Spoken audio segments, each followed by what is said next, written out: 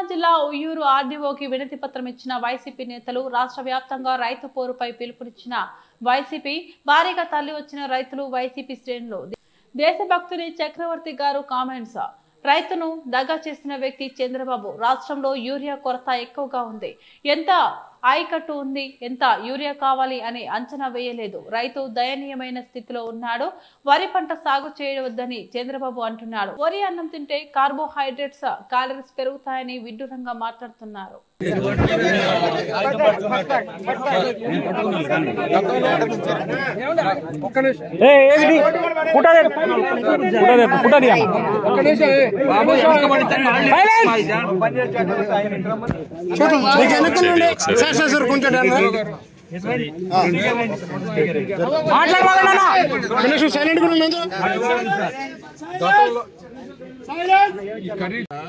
ఒక ట్రాక్టర్లో యూరియా వేసుకెళ్తున్నారు కానీ పొద్దున్నుంచి సాయంత్రం వరకు నిలబడినటువంటి రైతులకి, ముఖ్యంగా కౌలు రైతులకి ఎక్కడా కూడా యూరియా ఇచ్చిన పరిస్థితి లేవు.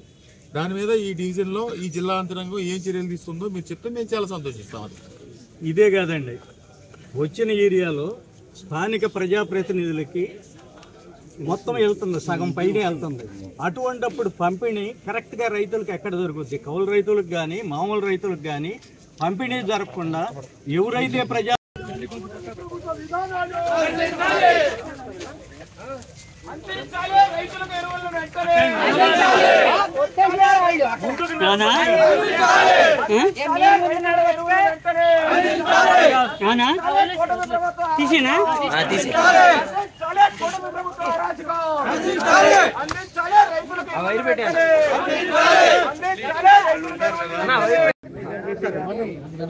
ఈరోజు రాష్ట్ర వ్యాప్తంగా జగన్మోహన్ రెడ్డి గారి పిలుపు మేరకు ప్రతి ఒక్క ఆర్టీఓ ఆఫీస్ ముందు ఈ కూటమి ప్రభుత్వం యొక్క అరాచకాలని, ముఖ్యంగా రైతుల పట్ల చూపించున్నటువంటి పక్షపాత వైఖరిని ఎండగట్టేందుకు ఈరోజు పెద్ద ఎత్తున ఉయ్యూరు ఆర్డీఓ ఆఫీస్ ఎదురుగా పామర్రు, పెనమలూరు నియోజకవర్గాలకు సంబంధించిన వైఎస్ఆర్ కాంగ్రెస్ పార్టీ కుటుంబ సభ్యులు, ముఖ్యంగా రైతులందరూ కూడా రోడ్డెక్కి ఈరోజు యూరియా గురించి అడుగుతా ఉన్నారు. ఈ ప్రభుత్వాన్ని సబ్సిడీ అడగట్లేదు, సబ్సిడీ ఇవ్వండి అని అడగట్లేదు.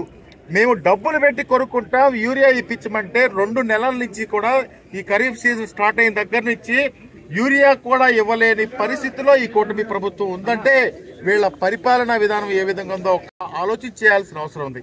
ఎందుకంటే ప్రతి సంవత్సరం కూడా జగన్మోహన్ రెడ్డి గారు, ధైర్యంగా చెప్తా ఉన్నాం, జగన్మోహన్ రెడ్డి గారి నాయకత్వంలో 5 సంవత్సరాల ప్రభుత్వంలో ఎక్కడా కూడా యూరియా కావాలి అని అడిగిన రైతు లేరంటే వాళ్ళకి యూరియా సఫిషియెంట్ గా, అంటే ఆ సీజన్ అవసరాలకి జగన్మోహన్ రెడ్డి గారు ముందుగానే ఆలోచన చేసి రైతులందరికీ కూడా యూరియా ఇచ్చిన ఘనత జగన్మోహన్ రెడ్డి గారిని చెప్పి కూడా మనం చేస్తా ఉన్నాం.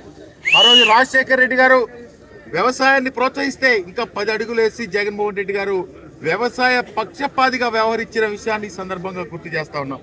కానీ ఈ 15 నెలల కూటమి ప్రభుత్వంలో ఎంతసేపు కూడా దోచుకుందామా దాచుకుందామా అనే పద్ధతిలో వెళ్తా ఉన్నారు తప్ప ఈ సమాజంలో ఉన్నటువంటి అన్ని వర్గాల ప్రజలంటే రైతులు, ముఖ్యంగా విద్యార్థులు, ఎవరిని కూడా మహిళల్ని పట్టించుకున్న పరిస్థితి ఈ కూటమి ప్రభుత్వంలో లేదంటే ఎంత సిగ్గుగా ఉందని చెప్పి కూడా ఈ సందర్భంగా మనం చేస్తా ఉన్నాం. అదేమనంటే ఈరోజు చంద్రబాబు నాయుడు గారు డైరెక్ట్ గా మీటింగులు పెట్టి ఎవరైతే యూరియా గురించి అడుగుతారో వాళ్ళందరినీ తొక్కేస్తాం, బొక్కలో వేసేస్తాం అని చెప్పి మాట్లాడుతూ ఉన్నారు.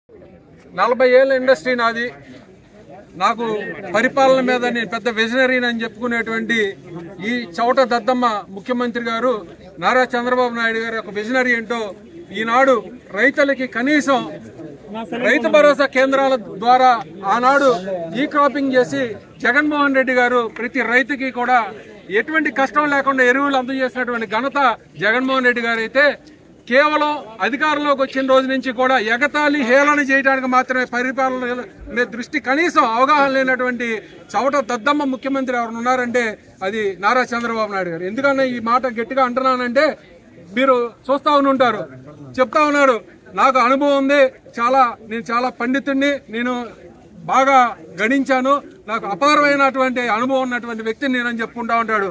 నేను అడుగుతా ఉన్నా, ఖరీఫ్ స్టార్ట్ అయ్యి 2 నెలలు అయింది, కనీసం మేము వైఎస్ఆర్ కాంగ్రెస్ పార్టీ తరఫున జూన్ నెలలో వచ్చి ఆర్డీఓ గారికి రిప్రజెంటేషన్ ఇచ్చి, అయ్యా ఖరీఫ్ సీజన్ స్టార్ట్ అవుతుంది, ఇక్కడ ప్రయాణమైనటువంటి పంటలు వేసుకునేటువంటి పరిస్థితుల్లో ఓన్లీ వరి సాగు ఎక్కువ ఉంటుంది కాబట్టి విస్తీర్ణాలతో సహా మేము అందజేయడం జరిగింది.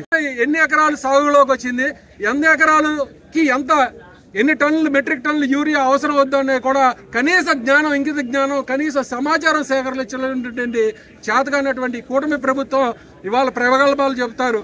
వాళ్ళ జరిగిన తప్పుని మీదేసుకుని మేము సరి చేసుకుంటాం, సరిదిద్దుకునేటువంటి మార్గాలు అన్వేషించుకోకుండా ఇవాళ గౌరవ ముఖ్యమంత్రి గారు చెప్తా ఉన్నారు, వ్యవసాయం చేయడం దండగా, రైతులు వరి సాగు చేయడం దండగా, చేయమాకండి, చేస్తే మేము కొనలేము, గిట్టుబాటు ధరలు లేవు అంటే నేను అడుగుతా ఉన్నా.